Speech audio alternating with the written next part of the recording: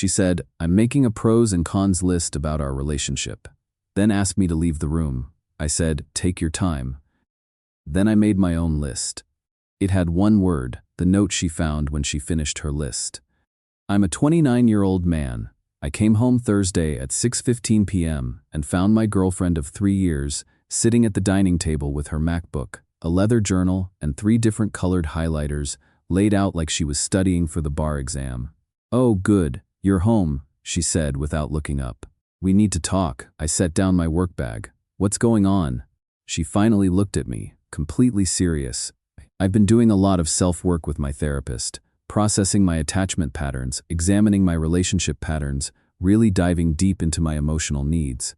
The therapy I paid half for through our shared expenses account. The therapist I'd never met because she insisted it was her sacred space. Okay, Dr. Reynolds suggested I make a comprehensive pros and cons list about our relationship to really evaluate whether we're compatible long-term or if I'm just comfortable." I stood there, 3 years together, living together for 18 months, talking about getting engaged next year, and she needed a list. "When did you decide this?" "I've been working on it for about 3 weeks. I have notes, but I need uninterrupted time to organize my thoughts and make a final assessment." An assessment. Like I was a quarterly earnings report. "Oh, so what do you need from me?" "I need you to leave for the evening, maybe go to your brother's. I need complete space to process this without any external pressure or influence on my decision-making." "Want me to leave our apartment?" "It's not personal. Dr. Reynolds says this kind of work requires solitude." "And how long do you need?" "I don't know. 4 hours, 5, however long it takes. I'll text you when I'm done and we can discuss my findings." Her findings. "About whether I was worth keeping." "Yeah, okay, I'll go." She actually smiled, relieved. "Thank you for being so understanding. This is really important for my growth." I grabbed my keys and wallet. "Take all the time you need." I drove to the coffee shop down the street and sat in my car in the parking lot for maybe 15 minutes, just staring at the steering wheel. 3 years. And I was being sent away like a kid so the adults could talk. Then something clicked, cold and clear. I pulled out my phone, opened notes, and created a new list. Title: Pros and cons of this relationship. I typed one word: done. Screenshot it. That was my list. Complete. I drove back to the apartment and let myself in quietly. She had her AirPods in, completely absorbed in her laptop. She didn't even hear me. Classical music was playing. She'd lit her focus candle. It was a whole production. I went to the bedroom and packed a duffel bag. Clothes, toiletries, laptop, chargers. I grabbed my important documents from the file box, my birth certificate, passport, social security card, everything that was mine before her. The lease agreement was in there too. I flipped through it. Signed by me, lease term 1 more month, then month to month. She'd never been added. I'd meant to do it, but kept putting it off because she never got around to showing me her pay stubs for the application like the landlord required. Perfect. I took the screenshot of my list and airdropped it to the laptop she was working on. Left my keys on the kitchen counter, walked out. I got to my brother's place at 8:47 p.m. My phone started buzzing at 9:23 p.m. Her: "Where are you? Did you leave?" "I'm done with my list. We need to talk." Her: "This is really immature. You can't just leave because I asked for space. I'm trying to do healthy relationship work and you're sabotaging it." Her: "Answer me." I turned off my phone and went to sleep. Update 1. Friday morning, I turned my phone back on. 31 texts. Not all from her, her best friend. "What is your problem?" She called me crying at midnight. Her best friend. She was trying to be mature about your relationship. Her best friend. And you just abandon her. Who does that? Her best friend. She said you sent her some weird note and left. Real mature. Her best friend. You need to go home and fix this. I didn't respond to any of them. I got ready for work. My brother made coffee. So he said, "What exactly happened?" I told him everything. The list, her needing space, my one-word response. He was quiet for a minute. Then, "That's cold, man." She asked me to leave my own apartment so she could grade our relationship like a term paper. Fair point. Work was fine until 11:00 a.m. when my desk phone rang. Not my cell, my desk line at work that almost nobody has. "Hello? What the hell is wrong with you?" Her mom. "I'm at work. Can this wait?" "No, it cannot wait. My daughter called me sobbing this morning. She said you walked out on her for trying to work on your relationship. That's one way to describe it. She was being thoughtful, trying to make an informed, mature decision about your future together." By making a pros and cons list about whether I'm good enough while I waited in exile. She has anxiety. She needs to process things methodically. You know this. I do know this. That's why I made my own decision methodically. By abandoning her? By concluding that someone who needs a spreadsheet to decide if I'm worth their time is not someone I want to be with. How dare you? I have to go. I'm at work. I hung up. My coworker 2 cubicles over was staring. Everything okay? Girlfriend drama, ex-girlfriend drama, damn, sorry man. Lunch break, my phone rang again, her dad this time. I answered, yes, we need to talk about how you're treating my daughter. I'm treating her like someone who asked me to leave my apartment so she could evaluate whether I'm adequate, which is to say, I'm not treating her like anything anymore. That's not what happened. She was trying to make a pros and cons list. I know, she told me. I made my own. Mine was shorter. You can't just leave her high and dry like this. She has nowhere to go. She has parents. That's not the point. That is exactly the point. The apartment's in my name. She's not on the lease. She wanted space to think. I gave her infinite space. You're being incredibly childish. I'm being incredibly clear. We're done. She can come get her stuff this weekend. She's not getting her stuff. That's her home. No, it's my apartment that she was living in. Big difference. I hung up. Back at my desk, there was an email from an address I didn't recognize. I opened it. Hello, this is Dr. Reynolds, your partner's therapist. She shared your contact information with me as an emergency measure. I understand there's been a significant rupture in your relationship, and I'd like to offer a joint session to help both of you process. I deleted it. Then blocked the email address. Her therapist was now contacting me directly. Boundaries much? That evening, I got to my brother's place and saw her car in the driveway. She was sitting on the front steps. We need to talk, she said, standing up. No, we don't. Yes, we do. You don't get to just end 3 years like this. You were literally about to end 3 years with a list. I just beat you to it. I wasn't going to end it. I was trying to understand it better. By evaluating me like a used car? It wasn't like that. What was on the cons list? She blinked. What? Your cons list? The reasons I'm not good enough, what were they? I never said you're not good enough. Then why did you need the list? Because I needed clarity on some concerns I've been having. What concerns? Then why did you need the list? Because I needed clarity on some concerns I've been having. What concerns? She crossed her arms. That is between me and my therapist. Right. So you get to judge me based on secret criteria, but I don't get to know what I'm failing at. Very partnership-oriented. You're twisting this. I'm clarifying this. You wanted to sit alone and list my inadequacies. I decided I don't want to be with someone who sees me as a problem to solve. Oh my God, you're being so dramatic. My brother opened the door. Hey, everything cool? We're fine, she said quickly. We're not fine, I said. She was just leaving. I'm not leaving. We haven't resolved anything. There's nothing to resolve. I'll be at the apartment Sunday from noon to 3:00 p.m. You can come get your stuff then. That's my apartment too. No, it's not. Lease is in my name. You're not on it. Her face went white, then red.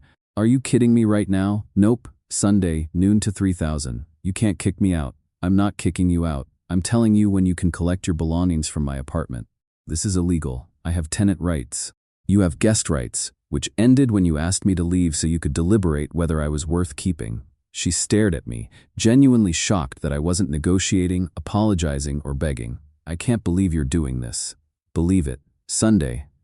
She got in her car, slammed the door hard enough to probably crack something, and peeled out. My brother handed me a beer. You really not going to take her back? Would you want to be with someone who needed a pros and cons list to decide if you were adequate? Hell no. There's your answer. Sunday morning. I got to the apartment at 11:30 a.m. Wanted to be there early. I walked in. All her stuff was still there. She hadn't packed anything. Not a single thing. Noon, nothing. 12:30 p.m., nothing. 1:00 p.m., a text from her best friend. She's not coming. Me, cool? Then I'm packing her stuff myself and putting it in the hallway at 3:01 p.m. Best friend, you can't do that. Me, watch me. 1:15 p.m., the key turned in the lock. She walked in with her best friend, her mom, and her dad. Full family intervention squad. Hi, I said. You're late. Her dad started immediately. We need to discuss this situation reasonably. There's nothing to discuss. She needs to get her belongings. Jade had been living here for over a year. You can't just throw her out. I'm not throwing her out. I'm taking my space back after she decided she needed to evaluate whether I was worth hers. My girlfriend finally spoke. I wasn't evaluating whether you were worth my space. I was trying to understand my own feelings by making a list of my flaws while I sat in exile. How'd that work out? They weren't your flaws, they were compatibility concerns. Same thing, what were they? Her mom jumped in. She doesn't have to justify her therapeutic process to you. True. And I don't have to stay with someone whose therapeutic process involves grading me. Her best friend, you're being so unreasonable. She was trying to communicate her needs, her need to be alone while she judged our relationship. I heard that loud and clear. Message received, her dad. Look, son, not your son. Awkward silence. Right. Well, my daughter made a mistake asking you to leave.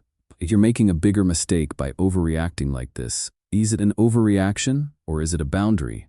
I don't want to be with someone who sees our relationship as a project that needs assessment. That's pretty simple. My girlfriend's eyes filled with tears. Why are you being so cruel? Cruel? You asked me to leave my own home so you could make a list about whether I was defective. I made my own list. Mine said, we're done. How is that cruel? Because you didn't even try. You didn't fight for us. Fight for us? You were literally debating whether to keep me. I was trying to be logical about a major life decision. And I made a logical decision too. Immediately. I decided I don't want to spend my life wondering if I'm measuring up to your checklist. Her mom, this is ridiculous. You're both being ridiculous. Just sit down and talk this out like adults. No. She has until 3:00 p.m. to pack. That's in 90 minutes. Her dad, or what? Or I pack her stuff and leave it in the hallway. That's illegal. No, it's not. She's not on the lease. She's a guest who overstayed her welcome. I started pulling boxes out of the closet, the ones I'd saved from when I moved in. I began packing her clothes from the bedroom. She followed me. Stop. You can't just… This is insane. What is insane is asking your boyfriend of 3 years to leave his apartment so you can score him like a test. It wasn't scoring, it was processing. What were the cons? I asked again. She wiped her eyes, looked at her mom, then back at me. Fine. You want to know? One was that you're too comfortable. You don't push yourself. You've been in the same job for 3 years without trying for a promotion. I like my job. Exactly. You're not ambitious enough. There it was. What else? What else? You don't make enough money for us to have the lifestyle I want in the future. I make $73 a year and I want to live in a nice house eventually, with a yard, kids, and good schools. Your salary won't cover that. Her mom looked uncomfortable. Her best friend stared at the floor. Her dad opened his mouth, then closed it. What was the third one? I asked. She hesitated. Come on, you already told me the other two. Might as well complete the set. You're too settled. You don't want to travel or have adventures or do anything spontaneous. You're boring. I nodded slowly. So I don't make enough money, I'm not ambitious, and I'm boring. That's not, those were just concerns. The pros list was way longer. How long what? How many pros? 11. 11 pros, 3 cons, and you needed 4 hours alone to decide if I was worth keeping. Her best friend tried to step in. That's not fair. She was trying to be thorough. She was being thorough about her ambivalence while I was driving around wondering why my girlfriend of 3 years needed a decision matrix to figure out if I was adequate. Meanwhile, she already knew. I'm broke, boring, and unambitious. Thanks for the clarity. My girlfriend's face crumpled. You're making it sound worse than it was. Am I? Because it sounds like you've been mentally shopping for an upgrade while I thought we were building something. That's not true. Then why the list? Because my friend from college just got engaged and he's a lawyer and they're buying a house, and I started thinking about what I want for my future and whether… She stopped. But the damage was already done. Her mom actually winced. Whether I could give you that, I finished. Whether I was successful enough, rich enough, exciting enough, that's not what I meant. Yeah, it is. And you know what? That's fine. You want a richer, more ambitious, more exciting life? Go find it, but you're not going to find it in my apartment anymore. We packed 3 boxes in 40 minutes. Her parents and best friend helped. All of them were silent now. The energy had completely shifted. When they finished loading her car, she stopped at the door. I'm sorry, she said quietly. I didn't mean for it to go like this. How did you mean for it to go? I thought you'd understand, that you'd want to work on things with me. Work on what? Making more money, being more exciting, becoming someone different so I'd score higher on your list? No, I just wanted us to grow together. You wanted me to grow into someone else, someone richer, more ambitious, less boring. That's not growth. That's transformation, and I'm not interested. Her dad carried the last box out. Her mom touched her shoulder. Come on, honey. She looked at me one more time. The list had 11 pros and only 3 cons. You were still winning. This isn't a competition, and you don't get to grade me. They left. I locked the door and changed the locks the next day. $180 for a mobile locksmith, but worth it. That night I got a text from her. Can we at least talk about this? Me, no. Her, you're really going to throw away 3 years over this. Me, you were about to throw away 3 years because I don't make enough money and I'm boring. I just got there first. Her, that is not what I said. Me, that is exactly what you said in front of witnesses. She didn't respond. Update 2, it's been a week and a half since the apartment clearing. Things have escalated, predictably. Monday after the Sunday confrontation, I got an email from someone named Tenant Advocacy Help with the subject line, Illegal Eviction Notice. I opened it. 4 paragraphs of legal-sounding language about how I had illegally evicted her without proper notice, violated tenant laws, and that she was entitled to compensation and immediate return to the property. I called my landlord. Hey, weird question. My ex-girlfriend who was staying with me is claiming I illegally evicted her. She was never on the lease. Am I in trouble? He laughed. No, you're fine. Does she have anything in writing showing she paid rent? No. We split costs, but it all came from my account. Then she was a guest. You can ask a guest to leave any time. Tell her to pound sand. Thanks. I forwarded the email to my ex with one line. Spoke to the landlord. You were a guest. This is harassment. Stop. She called immediately. I didn't answer. She left a voicemail. You can't just decide I was a guest. I lived there. I contributed. You're stealing from me. I deleted it. Tuesday, her best friend showed up at my office. Yes, my actual workplace. Security called me. There's a woman here asking for you. Says it's an emergency. I went down to the lobby. Her best friend was there, arms crossed. You need to fix this, she said. I'm at work. You need to leave. Not until you listen to me. She's devastated. She can't eat, can't sleep. Her anxiety is through the roof. You're destroying her.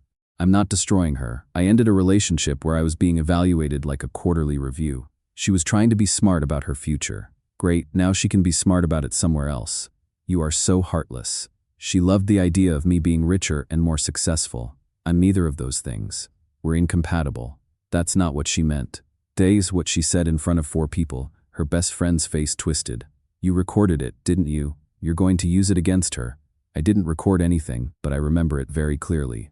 As do her parents, I'm sure. You're such a piece of... The security guard stepped forward. Mom, you need to leave. She glared at me. This isn't over. Yeah, it is. She left. I went back to work. My manager called me in an hour later. Hey, everything okay? Security said there was an incident. Ex-girlfriend drama. It's handled. Won't happen again. Okay, just keep personal stuff out of the office. Yeah, absolutely. That night, I got home and found my ex sitting in her car outside my building. I pulled into my parking spot. She got out and walked over. We need to talk. No, we don't. Yes, we do. You can't keep avoiding me. I'm not avoiding you. I'm moving on. You should do the same. I can't move on. You threw me out with no warning. You had 3 days warning, and you're the one who wanted space to decide if I was worth keeping. I never said you weren't worth keeping. You said I don't make enough money, I'm not ambitious, and I'm boring. That's pretty clear. Quote, those were just things I was thinking about. Everyone has doubts. Cool, I had doubts too. Mine resolved quickly. We're done. You can't just... I don't accept this. You don't have to accept it. It's not a negotiation. I'm not leaving until we work this out. I took out my phone and started recording. What are you doing? Documenting that I've asked you to leave my property and you're refusing. That's trespassing. Her face went pale. You would not. Try me. She got in her car and left. I didn't hear from her for 2 days. Then Thursday night, my phone rang at 11:30 p.m. Unknown number. I answered. Hello. You need to pay for her therapy. Her mom. Excuse me? Her therapist says she's having a trauma response to what you did. Her sessions have doubled. She needs intensive treatment now. You need to pay for it. I'm not paying for anything. You traumatized her. I ended a relationship. That's not trauma. She has anxiety and depression, and none of that is my responsibility anymore. You owe her. I owe her nothing. Good night. I hung up and blocked the number. Friday, I got a letter delivered to my apartment, certified mail, from a law office. Oh boy. I opened it, demand letter at the top. My ex was demanding $4,800 for her share of household expenses over the 18 months of cohabitation that she's entitled to recoup. $2,200 for emotional distress damages. $600 for therapy costs related to the, quote, traumatic eviction. $350 for moving expenses, a formal written apology, total $7,950. I called my buddy who's a lawyer and sent him photos of the letter. He called back laughing, "This is hilarious. What do I do?" "Nothing. It's a threat letter from a lawyer. She probably paid $200 to scare you. She has no case. She wasn't on the lease, you didn't steal anything, and emotional distress requires proof of actual damages she can't provide. Ignore it." Quote, "You sure?" 100%. "If she actually files something, call me, but she won't. This is just intimidation. Thanks, man." Saturday morning, my ex showed up at my apartment again, knocking on the door at 8,000 a.m. I opened it with the chain still on. "What? Did you get the letter from my lawyer?" "Yep. So, are you going to pay?" "Nope. You have to. It's a legal demand. It's a joke. My lawyer says you have no case." Her face went red. "You showed it to a lawyer?" "Of course I did. Did you think I'd just panic and pay you $8,000? You owe me. I contributed to that apartment. You were a guest who split costs. You're not entitled to reimbursement. I'm going to sue you. Go ahead, see how that works out. You're going to regret this.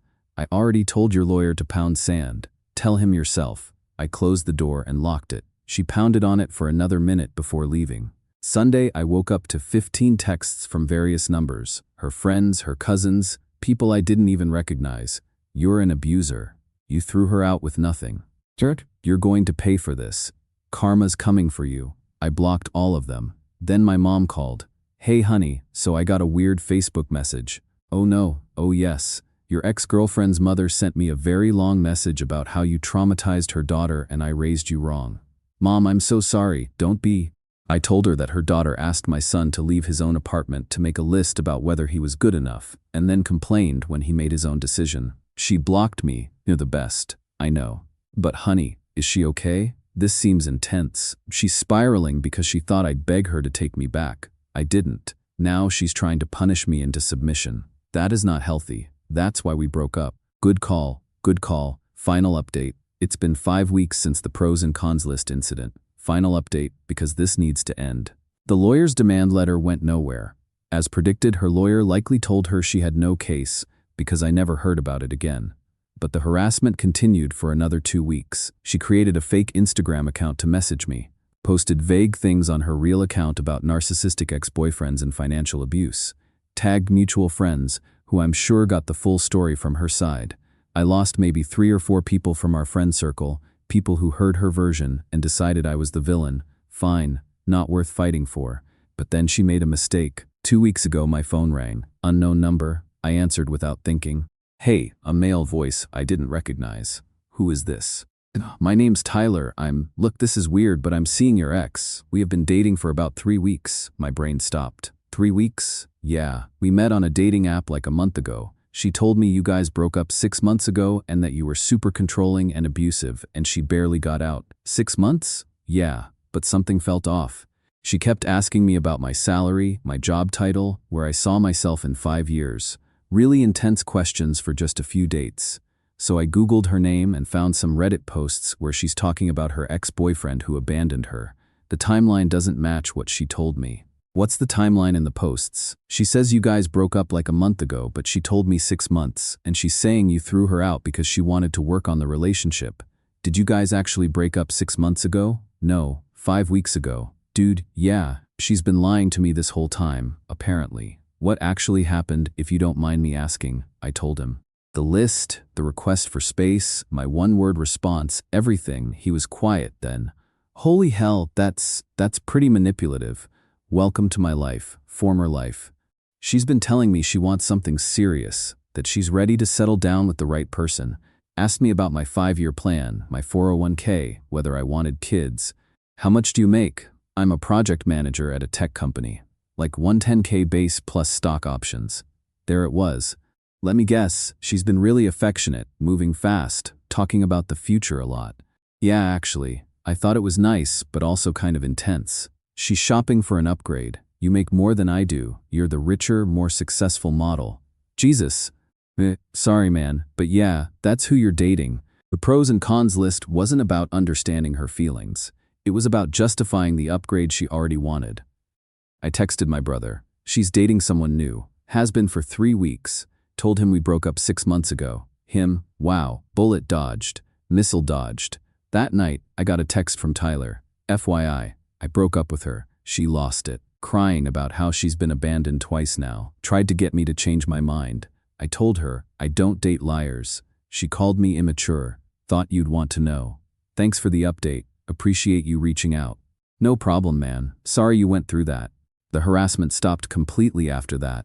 I'm guessing she was too busy finding the next candidate. Heard through the grapevine, Tyler actually stayed in touch. We got coffee last week, that she's back on all the dating apps with a very specific filter. Men making 100K plus. She moved back in with her parents because she couldn't afford rent on her own. Her best friend apparently got tired of the drama and distanced herself. She's telling people I wasted 3 years of her biological clock. Meanwhile, I'm good. Really good. The apartment feels like mine again. Repainted the living room. Got a dog, a rescue mutt who's the chillest roommate ever. Started dating again about a week ago. Nothing serious yet, but there's someone I've been talking to who seems cool. She's a veterinarian, makes her own money, owns her own place. We've had coffee twice. She didn't ask about my salary, my job title, or my 5-year plan. We talked about books and travel and stupid things that made us laugh. On the second date, she asked what happened in my last relationship.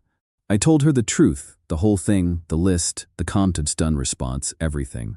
She was quiet for a second, then she said, "That's the healthiest boundary I've ever heard." Yeah.